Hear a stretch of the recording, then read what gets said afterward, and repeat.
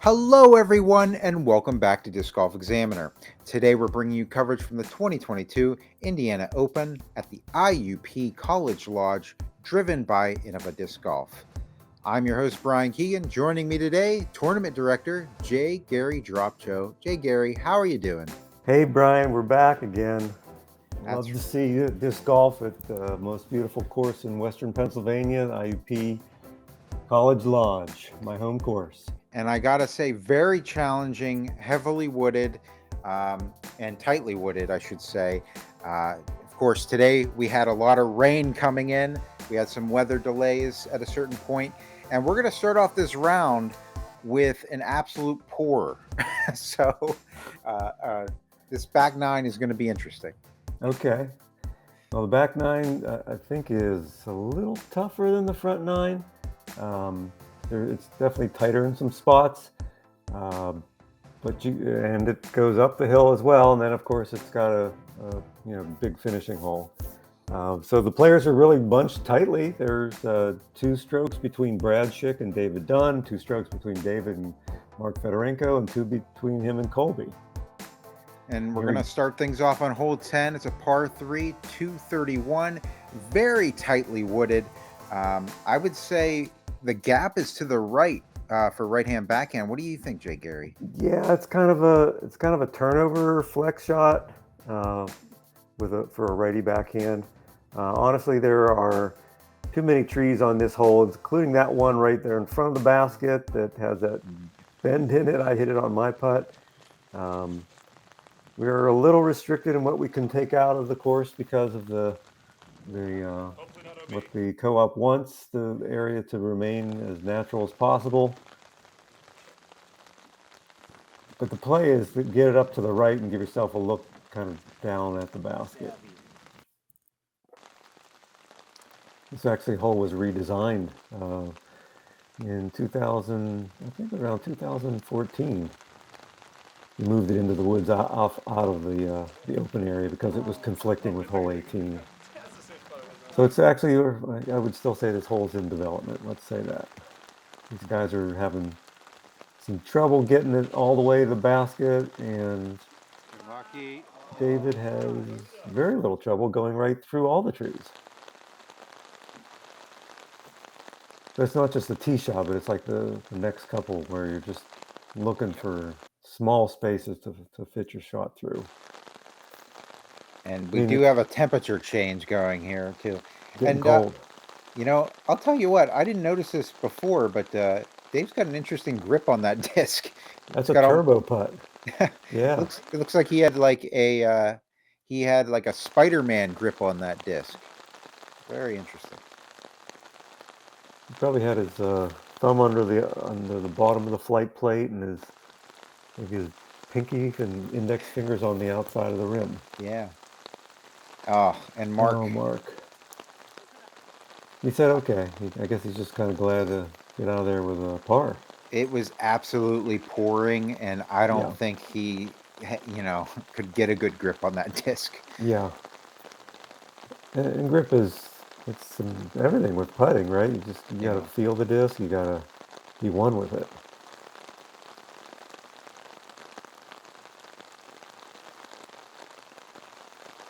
Oh, Colby just sneaking his par in there. There you go.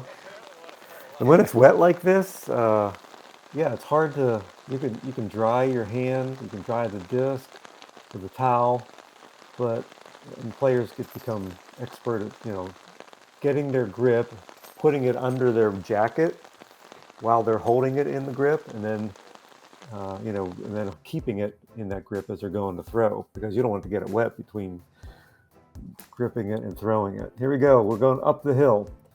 Some more. This is 11. It's pretty tight, and it is much more uphill than it seems from the tee pad. In fact, the first terrace tee pad is right in front of you, so it's like a wall you're throwing up over. But the hole's straight as an arrow. It's a par 3, 252 feet. And it is back to pouring. It's the beauty of video editing. Yeah, it looks so good there in the fly through. Mark gets off a nice throw though, nice and smooth. See, that's a thing to try to focus on when it's wet and conditions are bad. Just try to be smooth. You can't overpower it. And that's a nice follow through with the forehand. It's coming back around. Brad's going to give himself a real tester there.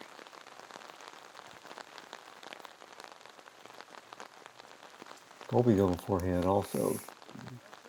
Nice. I was going to say he got away with it there, but he did not actually. He's in some trouble in the forest on the left. Oh. So he's keeping it low. It's staying flat. He's skipping up. He's got a putt there. It looks like a circle one putt. He might actually have a chance to grab a stroke on Brad here. We'll see here in a moment. So Colby's trying to get some kind of footing for his forehand. An overstable disc.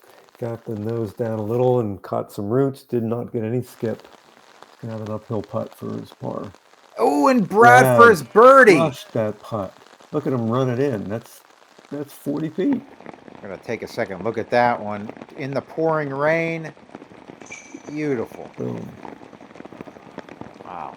That is much further than it looks in that video right there. He's excited. Yeah.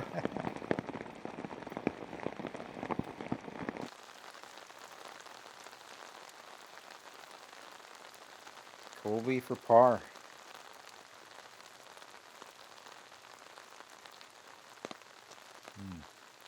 Got it up. Did get it up enough. It just didn't get it flat enough, and it hyzered out. Dave to save a stroke on Brad. Probably 25, 30 feet from there.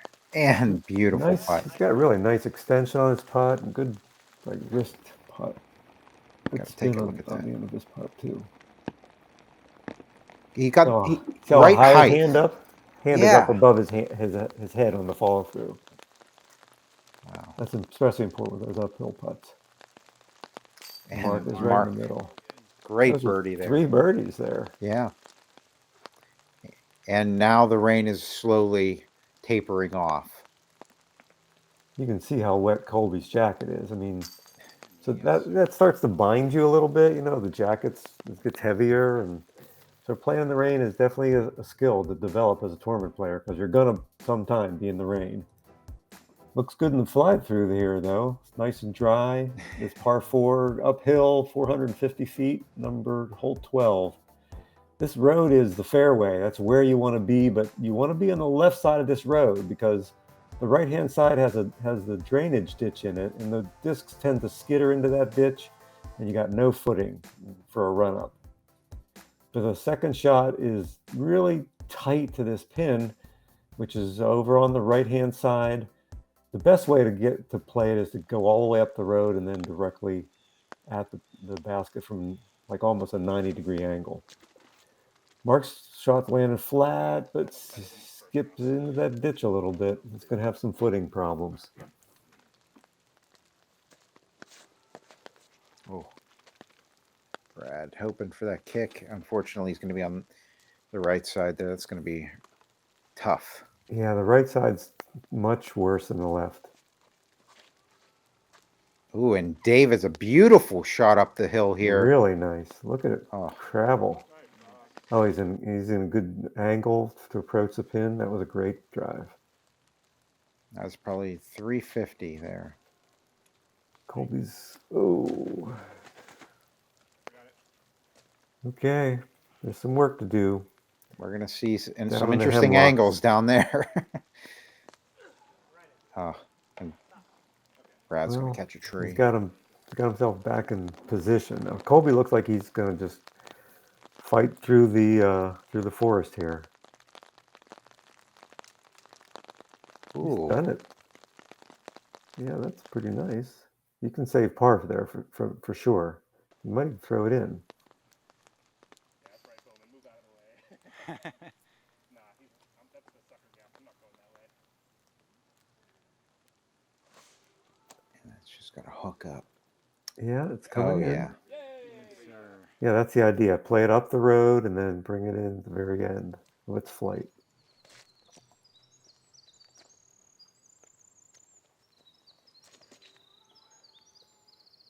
Brad's doing it too. Yep, that's really nice. Now we've finally gotten the Dave's drive. Wow. So if he can get this up to the basket, he can grab a stroke on Brad today. He's got it. Yes. That looks really good. Wow. That's a drop-in birdie for Dave. Let's see, Colby still has some work. He's putting for 3. That's a bid. Gave it a chance. Mark for his birdie.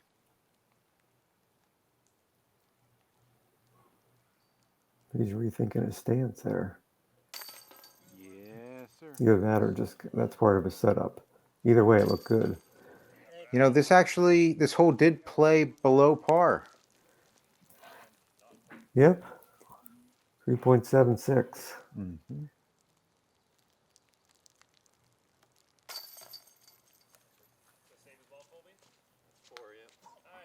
And look at this beautiful drop-in birdie there by Very nice. Dave. Very nice. So we're going to move on to hole Tightening up. 13. This is a par 3, 330. I do want to say a very special thank you to Patrick Jackson for helping me get these course preview shots. Beautiful job. Yeah, they're very nice drone footage.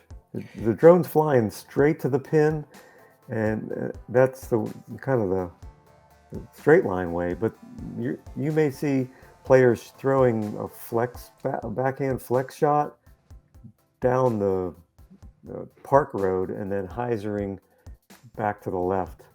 But that drone shows you it's tight. Very.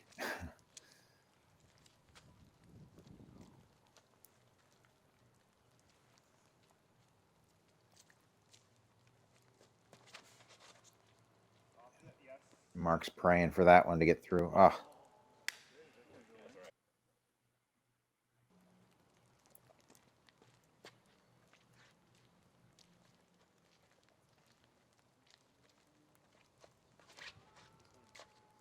He's flexing that out. Oh, tree hit. Yep. I don't know. I tried. It's very tight there. You can see the basket through the gap. See, Brad's doing more what I was describing, turning it over, and now skipping up towards the basket. That was played a that great really drive. nice. Yeah.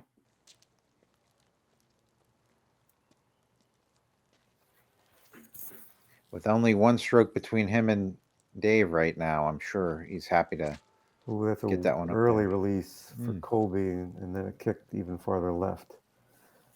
Maybe it was a grip issue, hard to say. He's got a nice, like a follow through with that forehand. Powered it a little bit too much. I wonder if he has a baseball history. Maybe.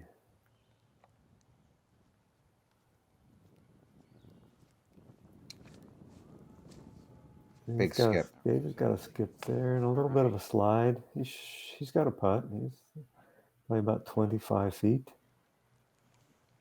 This is a good, this is a circle 2 putt, I'm pretty sure. A little left and short. But that was a long bid.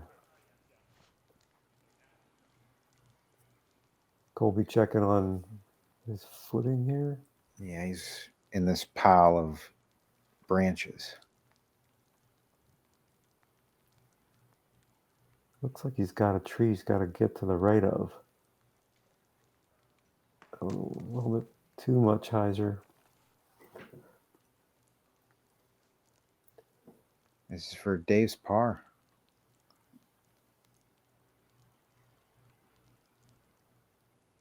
Okay. All right. So we have Brad for his birdie here. And he's going to grab another stroke here on Dave.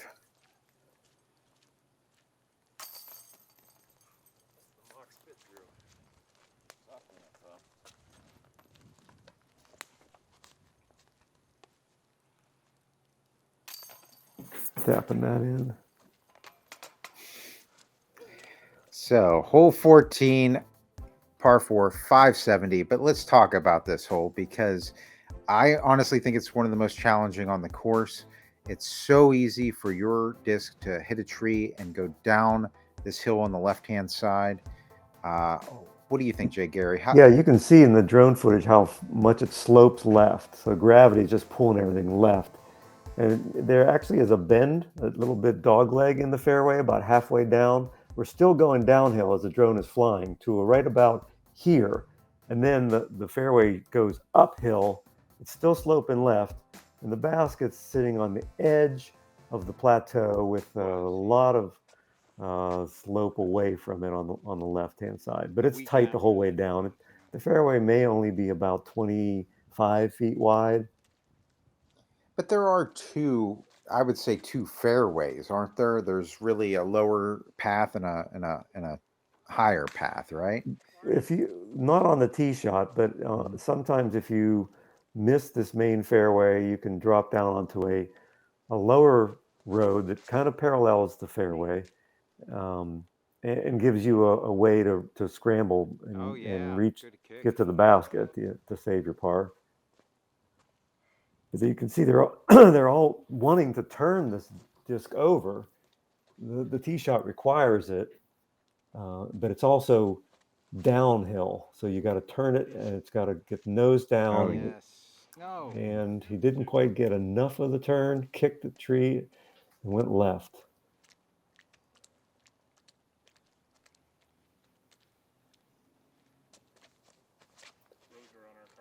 Get that turn. It's turning. But see, everybody's catching stuff on the left side of that fairway. It's to turn it enough, but not too much, so that it will stay straight and not run into the hill on the right and then roll down the hill. Here we have Dave on that lower path. You can see trying to get back up to that higher path, it looks like. And he's going to be actually in the trees above the higher path. Yeah, on the right side. Not ideal. It's very, very heavily wooded up there. So Brad's sort of in the middle of those two lines that you were describing, and there's just trees everywhere. He's just picking a spot and saying, I'm knifing it through there. Oh. He's kicked to the right. That was a nice release there. However, it's going to kick right, and that's jail. Colby has a little gap through here. Yeah, he does. The key is not to get try to get too much out of this shot, especially if you haven't gotten down to the bottom on your tee shot. Just get back into position. You can throw your third shot up to the basket and get a par. Mark landed on that higher path there. He's thrown that nice. Oh, got wow. a good skip, and he's almost pin high. He's got a putt for a 3. There's a lot of little trees right here when you get too far right. He's found some space up high. Wow. What a great recovery shot. Wow is right. He can save his par with that. Colby looking to get there to save his par. Yeah. That's a nice touch. Yes, yeah. sir. These guys are playing some good scrambling. You do have this basket on the side of a hill. Rollaways are so prevalent. Oh, Dave. Oh, no. Oh, as we'll see here. Oh, Dave. Boy, that's going down over the second road, and he's down lower. He's a lot farther away from the basket than he was when he threw his last shot. And it's hard to say from this angle what he's got. There are some gaps, but there's also a lot of low branches. But he's played it well. Mark for his birdie. Wow. Nice. And I don't know if that was the only birdie on the day here, but I can say that this birdies were very short, very few on this hole. This actually averaged at 4.47. Wow. Yeah. It's a tough hole. It's very hard. I think the restraint is the my advice, just throw a mid-range off the tee, maybe a mid-range or a fairway driver on your approach shot if you've got an open look at it, and you might get a birdie. Here's the hole that everybody loves to hate. It's hole 15. It's very tight. I call it the cathedral because it's a stand of, somebody planted them, I'm sure, red pines, and the basket is straight ahead. You can see it, but the fairway actually has a little kink in it. You got to flex a shot through here, but it's not that far. It's only 219 feet. Oh, only 219. Only. Yeah, and it's pretty flat. It's not very, maybe it rises 4 or 5 feet. And everybody's holding their breath because you're just waiting to see, is it going to get through? Mark caught a tree about 3/4 of the way down the hill, or down the fairway. See Brad flexing the forehand, and it's not too bad. Got a little bit of look. So you can flex the forehand. I like to throw a hyzer flip with a really understable mid-range disc. Kind of what Cody's looking to do, or Colby. He's got a keystone there on him. It's a putter, understable, and that is That's perfect. threaded. Yeah, he's got a putt for a birdie. That's very interesting to see a backhand get there on this hole. And it's going to go left. So sometimes when you get off this line, the fairway, the trees no longer line up. So you don't have a line.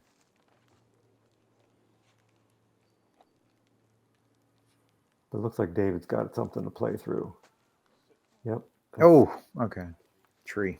First, I thought that went in the basket. Yeah, it looked like it. But he should be able to make that par putt.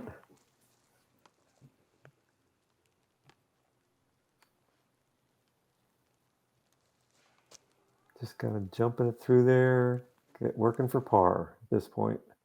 Yeah, if you get off that main path, you're really praying to get there. Don't roll. It's okay.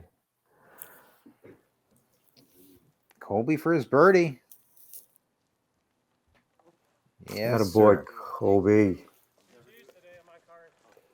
So Raincoats have come off. That must have cleared up a little bit. Yeah, you can tell by the bugs coming out. Bugs are coming out. I think I'm seeing some shadows, like the sun might even be peeking.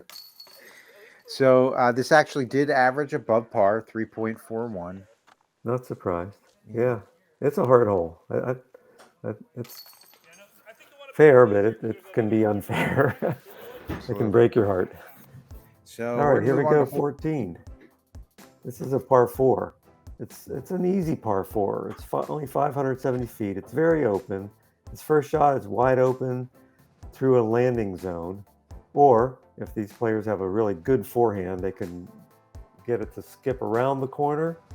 The fairway bends about 90 degrees and goes down where the tree or the basket's tucked into the tree line.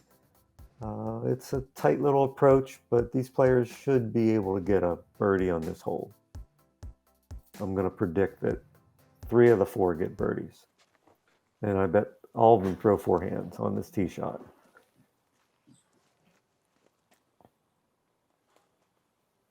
This is one of my favorite holes on the course. It's just, gives you such a good opportunity to get. That's a little early. Oh, well, you're lucky to drop back in the middle.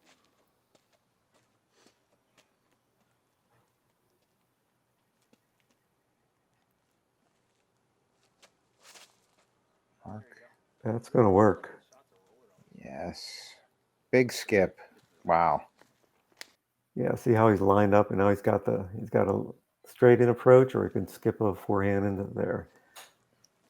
Definitely a forehand lover's hole. Brad's holding that nice, and he's around the corner. The trick is you have to throw like a hyzer. Yep. He's in good shape too. Sometimes you can get a little too tight against the woods, and then, gives you some more to work on.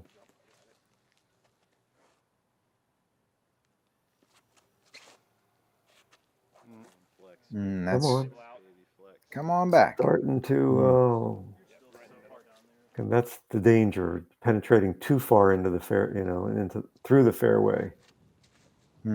Wow. I think He he kind slipped, of didn't he? slipped He there. Yeah. stumbled or something. Wow. Yeah, just got around that corner there. He's going to have a long look at the basket from there. All right, so Dave, he can flex a forehand. That's what he's going to try to do, I think. And skip it. Get that skip. Couple Oh, skips. yeah. He's going to have a look. There are some vines that are hanging through there that can make it interesting.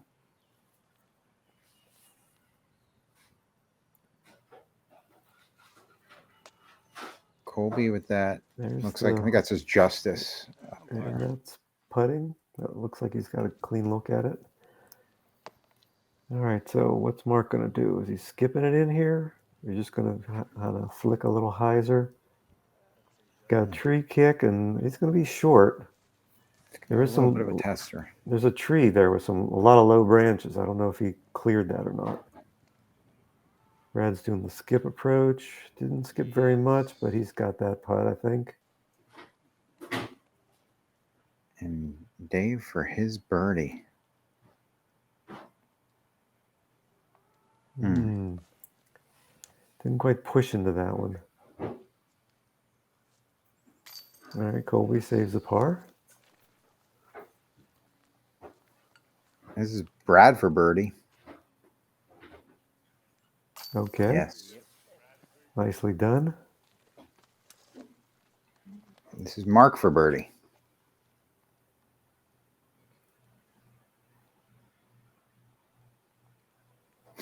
Oh my. Oh boy.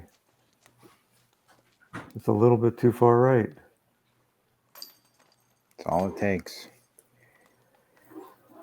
So we're going to move on to hole 17, par 3, 291. This plays as a nice sidearm shot or a turnover backhand shot. The basket is actually to the right over here, guarded by a few trees. To the right of this truck coming right at us. Yes. My brother Michael was out working on the course. Yeah, a forehand with a hyzer skip at the end is a great play. A turnover backhand can work as well. It's not that far. A little bit downhill, but relatively flat. Brad hoping for a nice skid. There's roots there, which is what Brad just got rejected by. Boy, did not expect it to skip that way. No, he didn't. That was an unlucky break. Colby putting a little bit more hyzer on his, but that's a little early. He's gonna have a putt. He's pin high. Yeah, that's not bad at all. He's probably 30, 35 maybe. Let's hope Mark can put that putt behind him. He's gonna short arm this one, but plenty of distance. He's gonna have some trees in the way in that putt. Here comes Dave. They're all kind of stand and deliver. He gets real low with this one. A little bit too much to the right. He's going to have some trees again in his way. All right, here's Brad. He's up by 4 strokes. He's still running it.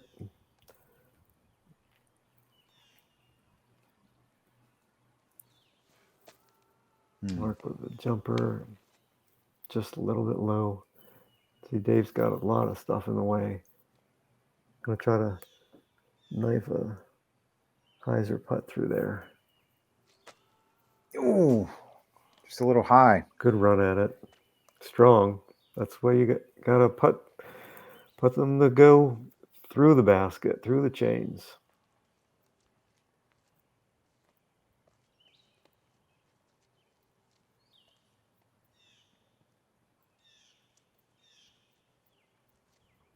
Oh, and he caught it.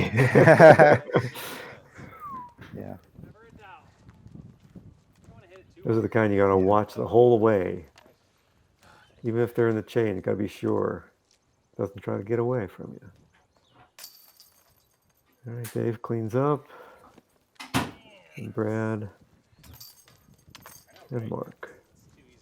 Final hole coming up, Bryan. The big downhill finisher on 18. Everybody's favorite. 813 feet. And it's green. I mean, the grass is just growing here. The trees are kind of leafing out now, too. There's some pines on the right-hand side. The right-hand, backhand throwers have got to turn something late to clear this right-hand corner. You can see this road on the left, it's out of bounds. So a disc will tend to hyzer and slip out of bounds that way. But it's a really long turnover. The green is settled down in this nice little flat V. I've seen players reach this pin from the tee. It's an incredible shot to get an eagle here. Birdie's a good score for sure.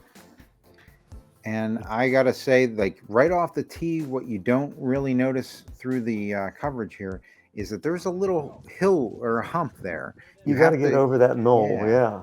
It's not just, you can't just nose down and hope to get it down there. You got to throw it and have it turn over.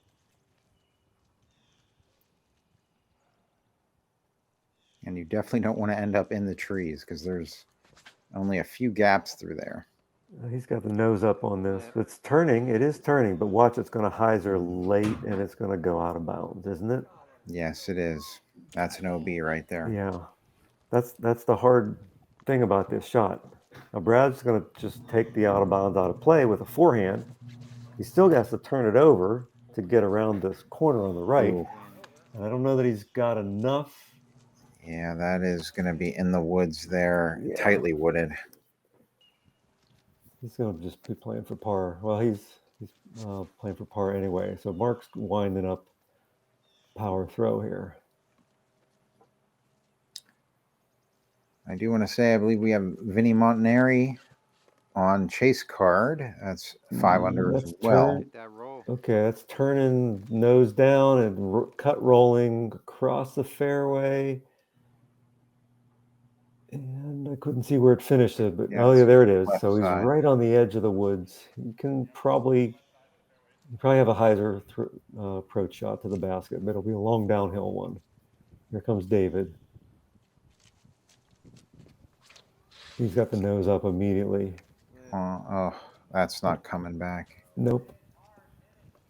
That's what that ground does, as you're describing it, Bryan. That ground just, you can't throw too low because you don't want to hit the ground. You just got to barely clear that knob, I guess. All right, so what's Dave got? A forehand.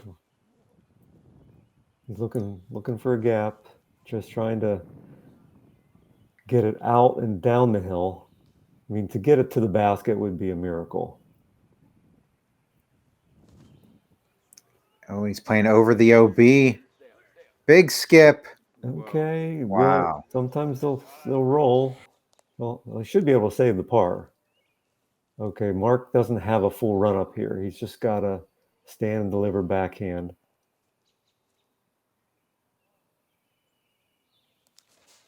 And he had to play it further out because of the branch out there. Yeah, it's coming in, though. It's a pretty good shot. He had plenty of power. He's actually past the basket, probably about 50 feet. And Brad has found a very sneaky gap here. Boy, it's just opening up for him, huh? Yeah. Well, sometimes it's called winner's luck. I mean, you throw good shots and obviously get rewarded, but sometimes you don't throw the best shots and you still get okay. But he's just playing for par here. He's gonna get the little roll. Yes. He's gonna curl to the basket. Beautiful. And here's Colby from his out of bounds lie. He's gonna give that a run for the. Oh yeah, good shot. Yeah.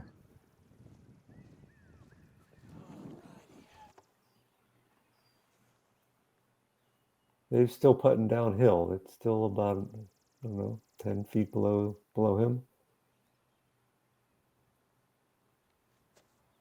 Oh, he was running in. He thought he had it. It was the right line. Mark for his birdie. Oh, and he nails it. Oh, good putt. That's a great way to finish. So this hole does finish above par, 4.24 on average. Yeah, and I would bet that the reason is the out of bounds strokes that people are taking when they're discs tail off to the left.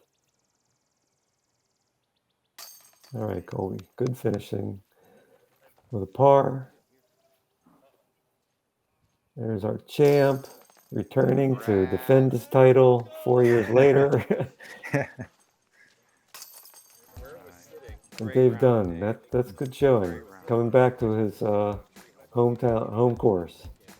That's right. He had fun. He had fun. He was telling me he said this is one of his favorite courses. He has a family member that lives nearby, so it's very easy for him to come out and play it. But absolutely love the course. Had a ton of fun at the tournament, Jay Gary. I want to thank you, specifically you, for helping sponsor us to come out there and take photos and video during the day. It was a lot of fun. Yeah, the players love the photos of themselves that you take and post on when you come to the tournament. So we appreciate that, and it's great seeing the courses on video. It's great seeing all the hard work that the tournament directors, my brother Michael Dropcho, Alphonse Borowski, Josh Simpson, and Scott Thomas did to put this event together. And thanks again to the IUP Student Cooperative for hosting us at their recreation park.